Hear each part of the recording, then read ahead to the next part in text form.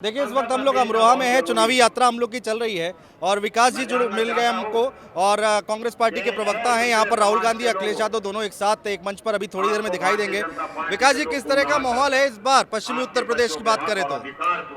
देखिए, इस बार नफरत और विघटन की जो राजनीति भाजपा और आरएसएस कर रही थी, उसको जनता ने मन बना लिया है कि जड़ से उखाड़ फेंक देना है, क्योंकि इस नफरत विघटन की सोच ने इस देश की जो सरकार को इतना अधिकार दे दिया कि उसने लोगों का पूर्ण बहुमत का मत पाने के बाद भी भारत के संविधान और लोकतंत्र के साथ मजाक शुरू कर दिया है।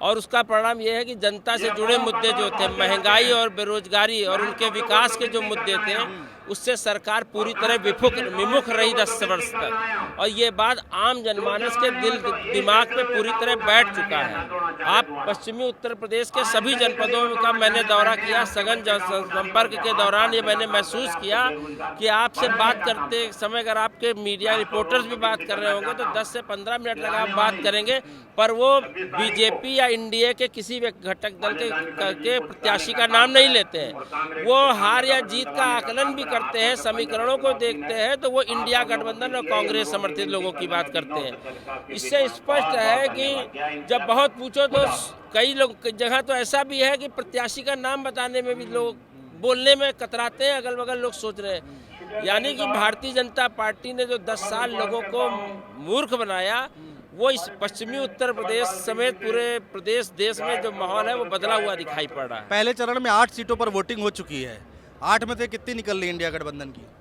देखिए, हम तो कहेंगे 8 की 8, पर ये कुछ काम काउंटिंग होने जान दीजिए और जनता का जो विश्वास हमको मिलेगा, निश्चित तौर पे हम बहुत ही शानदार प्रदर्शन करेंगे और हमको लगता है कि सीटें जरूरत से ज्यादा हम जयंत जी के जाने से डैमेज आकलन किया, उससे ज्यादा सीटें आने। जयंत जी के जाने पर डैमेज होगा क्या, कुछ डेंट पड़ेगा? नहीं, जयंत जी को तो खुद ही डैमेज हो गया, उनकी पार्टी डैमेज हो गई, क्योंकि जाट बहुल एरिया है मुजफ्फरनगर में।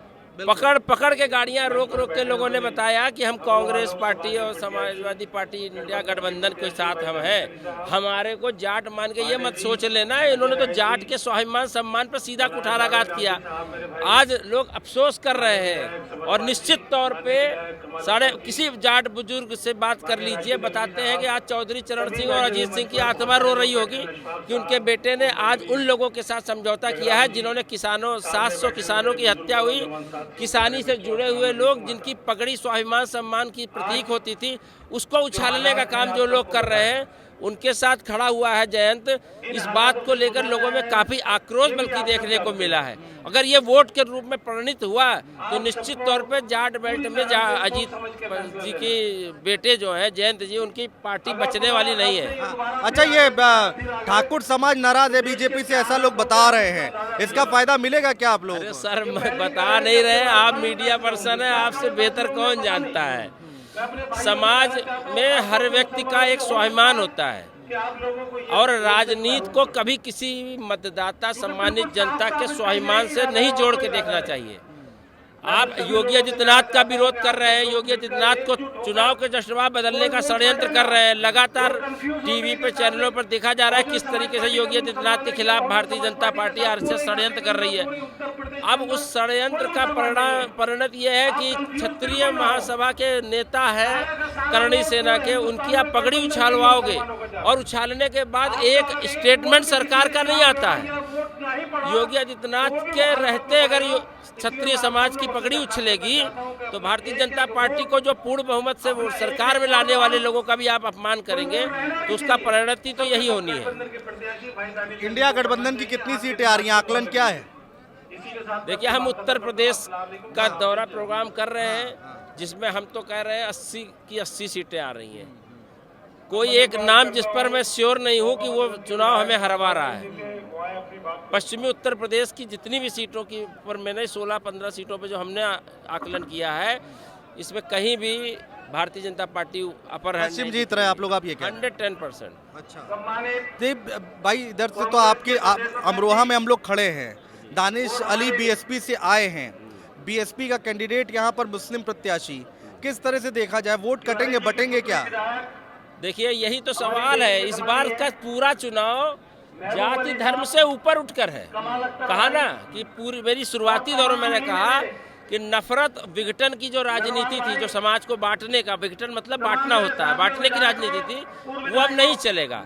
एक तरफ झूठ, जुमला और 10 वर्ष की आक्रामकता, नकारात्मकता है मोदी सरकार की, और दूसरे तरफ वो लोग हैं जिन्होंने इस पूरे बुरी माहौल को झेला है 10 वर्ष तक।